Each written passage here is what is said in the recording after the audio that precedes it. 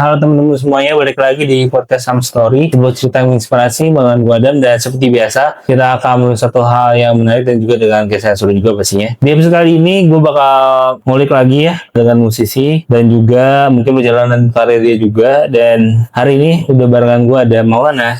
Halo Mas, halo semuanya. Gimana nih kabarnya? Alhamdulillah kabar baik. Ya semuanya lagi on the track lah. On the track. Iya. Berarti lagi sibuk apa nih akhir-akhir ini? Akhir-akhir ini lagi mulai sibuk di studio karena aku juga lagi mau jalanin, kan di musikku itu banyak cover-cover akustik juga ya. Iya. Nah ini udah mau mulai lagi untuk cover-cover lagu dengan versi akustik lagi. Jadi lagi sedang bolak-balik ke studio lah. Bolak-balik studio ya, itu intensnya seminggu tuh kalau studio? Seminggu 4 kali lah aku ke studio, ya bisa 4 kali ke studio. Berarti lo sekarang tuh under label atau gimana? Under label, kebetulan juga ini baru sign kontrak lagi, perpanjang kontrak lagi. Setelah kontrak pertama di 2020 dan tahun 2025 kemarin habis, ini kontrak lagi dengan label yang sama, Teapro Music and Publishing. Wow, oke. Lumayan lama juga ya lo dari 2020. Tapi mulai ini berarti berkarya mulai dari pandemi dong berarti ya? Sebenarnya sebelum itu, karena dulu gua ngeband. Oh, ngeband. Jadi dulu gua dari zaman gua SD kecil, kelas 3 SD. Ya. Itu gua sama abang gua ngeband. Bandnya ya band-band Melayu lah, kayak musiknya kayak Wali, Kangen Band. Ya, pantes sih. Gua jujur gua baru dengerin lagu lo. Iya. Tadi kayak ini referensi lo Wali banget ya. Rasanya tuh gue bisa bohong ya pasti. Iya. Referensi lo gitu jadi ya. zaman ngeband, terus 2016 gue sign label sama Teapro ini, terus 2018 tuh bandnya vakum. Oke. Ya, jadi akhirnya gue 2016 itu gue sempet ke Jakarta, terus gue balik lagi ke Lampung.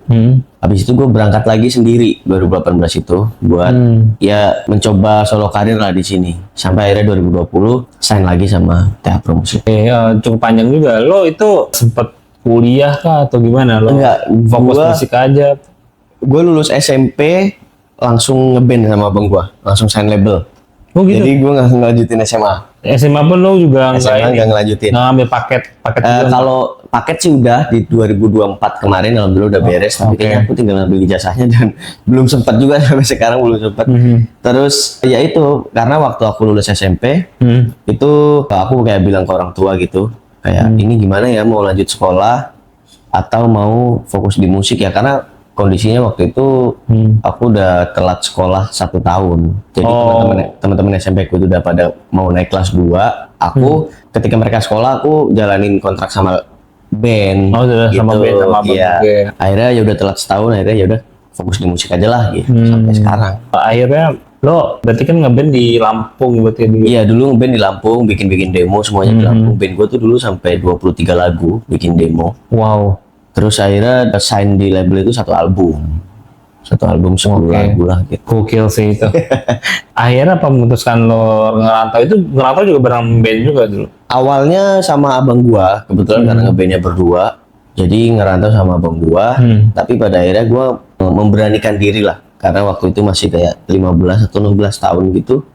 Memberanikan diri buat ke Jakarta sendirian, gak ada saudara, gak ada siapapun kecuali ya teman-teman di label. Dan itu akhirnya bertahan sampai sekarang, artinya udah sekitar 2018 sampai 2026 ini 8 tahun ya? 8 tahun ya? Lumayan juga ya. Lumayan. Lama banget itu. Dari awal lo emang pengen di musik tuh karena tadi dengerin lagu band-band itu? Wali atau lainnya gitu? Kalau awalnya sih memang gue dari zaman kecil, zaman SD dulu, itu emang hobi nyanyi kali ya, jadi setiap ibu gue pergi ke pasar, itu pulangnya selalu bawa VCD baru, itu isinya lagu-lagu dangdut gitu dulu. Ya kayaknya VCD bajakan sih, karena waktu itu harganya kayak cuma 8.000, 5.000. Iya. Nah terus ketika ibu gue nge-play VCD baru yang beliau beli, itu gue secara bawaan gue, alam bawah sadar gue kayak ikut nyanyi. Ikut nyanyi apa lagu yang diputer, ikutin nyanyinya segala macem, sampai akhirnya ibu gua bilang kayak ada acara hajatan nikahan saudara gua, ibu gua bilang coba dong nyanyinya di panggung, jangan di depan TV mulu gitu. Akhirnya begitu didorong begitu sama ibu gua akhirnya memberanikan diri dan nyanyilah di situ di panggung hajatan pertama kali itu. Nah dari situlah akhirnya keluarga tahu bahwasanya aku hobi nyanyi dan bisa nyanyi. Terus abangku karena kebetulan bisa bikin lagu, bisa bikin lagu, akhirnya ya udah sini gue bikinin lagu, kita bikin band aja gitu. Dari kelas 3 SD itu emang udah mulai ngeband, udah mulai dikasih tahu alat musik, belajar gitar segala macem, sampai akhirnya di 2014 lah, 2014 itu gue baru mulai rekaman. Dan di situ juga gue dikenalin influence musik Melayu dari abang gue, band-band Melayu lah. Band Melayu ya. Yes. Lo agak jauh umurnya sama abang lo ini. 10 tahun, beda 10 tahun. Oh, pantesan. Jadi kayak abang-abangan. Iya, abang-abangan. Jadi gue ketika ngeband ya udah ngikut aja. Ikut gitu. aja kan, jadi kayak jauh juga 10 tahun ya. Terus reaksi keluarga lo tuh lebih kayak udah karena abang lo juga udah gede gitu kan. Nah, jadi ngebawa lo juga udah aman nih. Iya, kalau ibu bapak gue sih memang support dari awal ya, dari awal karena bapak ibu gue juga udah tahu bahwasanya abang gue dulu pernah ngeband juga meskipun nggak sama gue, tapi memang bandnya jarang yang jalan. Jadi begitu sama gue bisa jalan. Terus waktu itu kebetulan kita juga sering, jujur kita bandnya tuh band rekaman dulu. Jadi kita terlalu sering rekaman, jarang manggung. Tapi karena waktu itu lagu-lagu yang kita bawain, karena aku masih kecil kan. Iya. Lagu-lagu yang dibawain itu lagu tentang kehidupan lah, tentang kayak anak yang nggak punya bapak, anak yatim, gitu-gitulah pokoknya. Karena nggak ada tentang cinta, itu jadi sesuatu yang unik di band gue dulu. Nah, gue sama abang gue tuh sering bikin video bareng, nyanyi. Abang gue main gitar, gue yang nyanyi, diupload di Facebook. Dan dari Facebook itu banyak banget dapetin pendengar-pendengar baru yang akhirnya bandnya pada waktu itu sempat ramai lah di jagat sosial media gitu. Perjalanan lu main udah panjang, bentar lagi berarti kan 10 tahun nih. Bentar lagi 10 tahun bener. Gila sih itu. Tantangan yang buat lo kayak pasti kan juga jadinya cukup oportunis juga nggak sih? Maksudnya kayak lo kayak mengadu nasib berani-beraninya lo ngerantau gitu. Sebenarnya alasan pertamanya dulu waktu gua merantau itu tidak se-oportunis sekarang ya. Mungkin karena sekarang udah sempat ngerasain lagunya meledak, lagunya ada di chart nomor 1 gitu-gitu. Jadi sekarang lebih oportunis. Kalau dulu itu mikirnya kayak ya udah gue yang penting keluar dari rumah, gue nggak membebani keluarga. Dan yang gue pikirin di ibu kota setiap hari itu adalah gimana caranya hari ini gue bisa makan, besok bisa makan, besoknya bisa makan gitu. Jadi yang penting makan dulu aman, sisanya ya udah kita ngalir aja gitu. Kayak dulu awal-awal gue ke Jakarta kan kebetulan gue udah ngerti YouTube segala macem, jadi gue cukup bikin video-video cover pakai gitar biasa, terus gue upload di YouTube gue gitu. Nah dari situlah akhirnya bisa hidup, bisa dapat duit dari YouTube sampai akhirnya 2020 tadi itu sign kontrak, baru mulai kayak fokus di industrinya gitu. Gue harus bikin lagu, gue harus, kalaupun gue cover lagu, gue harus bikin cover yang memang layak lah untuk didengerin banyak orang gitu. Karena waktu itu gue cover lagu cuma pakai handphone dan gitaran biasa doang. Tapi apa yang memutuskan lo buat jadi solo gitu, maksudnya tanpa abang lo gitu? Karena ya waktu itu namanya band kali ya, namanya band, terus gue sama abang gue sempat ada perbedaan visi misi juga. Karena dulu waktu awal ngeband itu gue kan selalu ngikut abang gue, selalu ngikut abang gue bilang apa, gue ngikut. Abang gue nyuruh nyanyi apa, gue ikut gitu. Tapi akhirnya gue makin gede, gue makin paham, makin ngerti lah gitu. Dan dari mulai terus gue sempat ada beda visi misi. Terus akhirnya ya udah, gue bilang ke orang tua dan keluarga kayak gue mau jalan sendiri ya gitu. Dan mereka alhamdulillah semuanya support sih, termasuk abang gua gitu. Sampai sekarang pun abang gua masih sering bikin lagu dan yang nyanyiin gua gitu. Lu pernah nggak ada momen dimana kayak lu pengen homesick gitu, balik ke kampung aja deh? Oh gitu? Itu ada. Bahkan malah dari kedua sisi, dari sisi ibu bapak gua di kampung dan sisi gua di Jakarta gitu. Itu sempat bergantian gitu. Pada awal-awal gua datang, itu seminggu pertama udah pasti gua hampir setiap malam itu nangis. Karena gua kangen. Terus gue juga kan biasanya di rumah itu mau makan udah ada makanannya, nggak perlu mikirin besok makan apa ya, besok harus nyari duit gimana ya gitu. Nah tapi pada waktu itu memang yang nguatin gue banget tuh orang tua gue, kayak ya udah sekarang jalanin dulu aja, udah ngalir dulu, coba bikin video di YouTube gitu-gitu, karena udah tahu di YouTube bisa dapetin duit. Selang beberapa tahun, kayaknya waktu 2021 atau pas mau COVID lah itu, ibu gue dan bapak gue di rumah sempat terguncang gitu, kayak udahlah pulang aja gitu, daripada di sana susah, di sana mau makan susah segala macem gitu. Nah itu yang tadinya aku itu pengen pulang, Oke. terus akhirnya semangat lagi, jadi lemes lagi tuh gara-gara ibu bapak bilang gitu. Tapi aku bilang ke mereka kayak kasih waktu dulu lah, maksudnya biar berjuang sedikit lagi gitu. Sampai akhirnya di 2022 itu ya alhamdulillah ada cover laguku Karege, lagunya Dermaga Biru, dan itu nyentuh nomor 1 di trending YouTube musik waktu itu. Gue penasaran kayak berarti lu sumber utama lu dari mana? Karena kan pasti namanya lo habis lo ngerantau terus Yes. juga bikin lagu kan nggak langsung dapet nih. Iya, Itu pure dari YouTube. pure dari YouTube. Pada waktu itu memang belum banyak orang yang cover lagu pada waktu itu. Kalau waktu itu belum banyak. Belum banyak. AdSense-nya jadi AdSense-nya langsung masih bisa dapet tuh. iya masih bisa langsung dapet, meskipun ya kalau aku cover lagu pasti langsung dipotong setengah kan kalau di YouTube. Itu ada minimal tuh masih kayak followers atau Oh ada, subscriber waktu gitu. itu sih kayaknya masih gampang ya, kayak 1000 subscriber dan 4000 jam penayangan gitu. Itu di zaman 2017 lah. Nah, pada waktu itu belum banyak orang-orang yang cover lagu, dan alhamdulillahnya tuh ketika gue bikin cover lagu, kebetulan karena gue suka lagu-lagu Melayu yang lama, yang ini, jadi mungkin orang ketika dengerin gue nyanyi, mungkin yang ada di kepalanya kayak nostalgia atau Oke. apa segala macem. Jadi rame yang nonton, karena gue pernah bikin satu lagu Dermaga Biru, Iya. cover versi akustik biasa doang, itu yang nonton sampai 10 juta. Wah gila. Itu dari situ kayak Sekuat itu ya lagu iya. Melayu ya? Makanya dari situ aku mikir kayak, oh artinya lagu-lagu Melayu ini masih ada kekuatannya. Dan akhirnya ketika aku bawain dengan versi Karege di 2022, itu ya kayaknya sampai sekarang yang nonton 70 juta kayaknya dia. Tapi secara audiens tuh emang banyak Indonesia, bukan Malaysia gitu kan? Malaysia Dua-duanya. Kayak Malaysia tuh kayaknya 30%-an ada. 30%. Soalnya tuh gue baru banget collab sama Mas Aziz Harun kan, Heeh. yang dari Brunei. Ya kan dia, maksudnya kan juga secara pasar, tapi genrenya beda gitu, bukan Bukan Melayu? Melayu kan. Oh, kayaknya gue harus denger deh. Gue belum pernah denger lagunya. Coba ya. Setahu gue ya, tapi genrenya dia agak beda ya Iya. dibandingkan yang lain gitu. Mungkin dibandingkan ya penyanyi Malaysia yang kayak Siti Nurhaliza atau yang lain. Iya sih, kan banyak penyanyi Malaysia yang gue dengerin sampai sekarang itu band-band Malaysia juga, kayak ada Iklim, Sting, terus Slam, terus New Boys. Pokoknya band-band itu tuh dulu nemenin gue waktu kecil, karena kebetulan selain abang gue yang ngeband, abang gue yang nomor 1 itu suka ngoleksi VCD lagu-lagu Malaysia. Oh. Jadi dari kecil memang sebelum terinfluence band Indonesia, gue udah duluan terinfluence lagu-lagu Melayu, lagu-lagu Malaysia gitu. Emang di Pulau Sumatera tuh emang dekat dengan itu ya? Bener banget. Soalnya, tapi gue anehnya kalau gue pernah ke misalnya Singapura gitu, mereka lebih tahu lagu-lagu itu. Iya bener. Karena gue pun tahun ini baru sekali ke Singapura kemarin juga. Iya. Gue sempat show di sana. Sama di 2025 gue juga sempat 1 kali show di sana, dan memang terbukti lagu-lagu Melayu memang laku keras di sana gitu. Iya. Pasarnya sangat Iya. ada gitu. Ada banget. That's why mungkin di perkembangan musik yang sekarang lagi banyak hipdut apa segala macam. Iya, itu. Gue masih tetap berusaha menguatkan akar di Melayu gitu, karena menurut gue Melayu ini timeless gitu. Orang-orang dari zaman dulu sampai sekarang itu nggak jauh-jauh akarnya tetap dari lagu-lagu Melayu gitu. Menurut gue gitu. Iya. Jujur gue bukan pendengar lagu Melayu, jujur ya. Tapi ketika gue denger lo, gue langsung kayak, wah, gue tahu referensi lo Yes, gitu. betul. Kayak, oke lah gitu kan.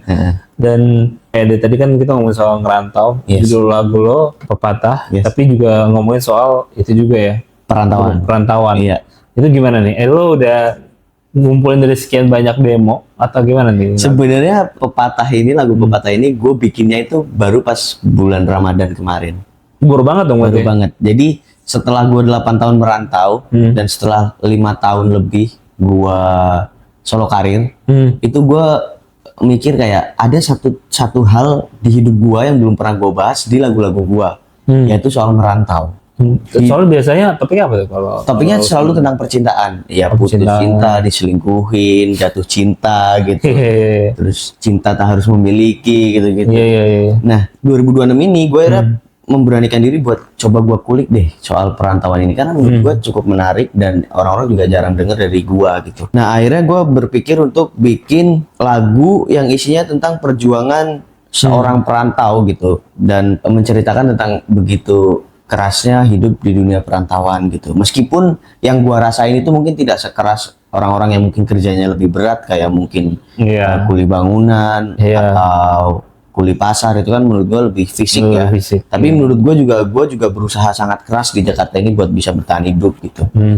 Nah, di lagu Pepatah ini gue nulis bener-bener ngalir aja. Jadi gue memang udah gua pikirin kayak, oh berarti nanti lirik di verse pertamanya gue mau nyeritain begitu susahnya hidup di perantauan, Yep. cari uang sampai banting tulang gitu. Terus gue juga ambil dari kisah gue juga, ada di situ lirik kadang-kadang tidur kedinginan, kadang juga gerah kepanasan. Itu memang karena dulu gue awal-awal datang ke Jakarta sendiri itu gue memang tinggal di kontrakan 3 petak, dan itu di situ cuma aku cuma bisa beli kasur, colokan, dan juga kipas angin. Jadi memang proses-proses tidur kedinginan dan juga gerah kepanasan itu memang ada banget. Makanya gue masukin itu di lirik lagu gue. Gitu sih. Terus lanjut ke song kedua, ada lirik ya yang menurut gue cukup universal, bukan cuma buat perantauan doang. Karena di situ liriknya begitu susahnya cari uang, pontang-panting sampai kelimpungan gitu. Kebetulan pada waktu itu gue juga lagi sering pakai bahasa pontang-panting itu karena sebelum itu gue habis bikin video di Gunung Puntang. Oh, Di belum Gunung apa Puntang. nih? Di Bandung kayaknya, apa di mana ya? Pokoknya di sana gue habis bikin akustikan di sana. Oke. Jadi kata-kata pontang panting itu jadi sering kayak ya bisa di mana? Dari puntang panting gitu-gitu lah, pokoknya lagi bercandaan gitu. Iya, iya. Nah, akhirnya pontang panting itu akhirnya kata itu gue pakai. Terus ada juga pesan yang di situ juga gue banget, pontang panting sampai kelimpungan, tapi aku terus berjuang demi keluarga yang aku sayang gitu. Karena memang pada akhirnya gue juga menyadari niat gue di sini cari uang, banting tulang sana sini memang buat ngerubah nasib keluarga gue. Tapi dulu setelah mungkin akhirnya tadi ngikutin YouTube, mulai dari mana lo akhirnya manggung offernya dapetin ini Di kesempatan? 2022 Yang- ketika Skarege, konsep gua cover lagu Skarege itu mulai meledak, baru gua banyak panggungan off air. Sebelumnya memang belum pernah. Jadi selama pandemi lo fokus di rumah aja dan Yes, sebagainya gitu. gua di pandemi malah kebanyakan di studio aja, kayak kita bikin cover tetap, terus bikin lagu. Ya pokoknya memanfaatkan studio lah pada waktu itu. Lo udah kemana ya berarti? Sejauh ini Manggung sih, lo? alhamdulillah udah ke Singapura, Kalimantan juga berkali-kali, bahkan di bulan ini juga gua akan ke Kalimantan lagi, terus ke Sumatera, terus di Pulau Jawa juga beberapa kali, tapi kebanyakan gua ke Kalimantan lah. Kayak di 2022 sampai 2023 itu gua banyak banget kayak Kalimantan Tengah, ke Kalimantan Barat, ke Kalimantan Selatan gitu. Jadi bener-bener ya udah ngerasain lah, alhamdulillah udah ngerasain ke sini sana. Tapi yang justru belum pernah itu malah di tanah kelahiran gua di Lampung itu gua belum pernah sama sekali. Oh gitu. Lampung tuh jarang ada gigs atau apa nggak? Atau Sebenarnya banyak, tapi mungkin karena gue juga nggak tahu ya alasannya apa. Tapi mungkin di sana daripada undang gue, mungkin lebih baik undang band yang lebih besar lagi kali ya. Maksudnya ada kangen band yang memang udah representasi Lampung banget.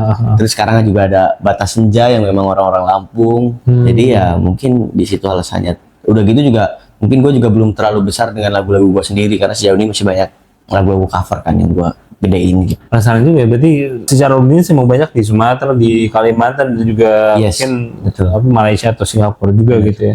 Di Jawa lagu Melawi ini menurut lo kayak agak gimana? Kalau di Jawa sih kayaknya memang bukan pasarnya Melayu sih. Karena di Jawa kebetulan udah ada skena musik Jawa yang memang sekarang lagi nguasain satu Indonesia bahkan. Iya, iya. Kayak ada Denny Caknan, ada sekarang juga banyak penyanyi-penyanyi cewek dangdut dari Jawa Timur, Ajeng Febria segala macam, yang itu memang lagi nguasain banget. Belum lagi ada grup orkes Adela itu yang memang lagi nguasain pasar di Pulau Jawa banget lah. Jadi kalau untuk pasar Melayu sih pandangan gua sejauh ini memang kebanyakan penikmatnya dari luar Pulau Jawa, kayak dari Kalimantan, dari Sumatera, bahkan dari Malaysia dan Singapura gitu.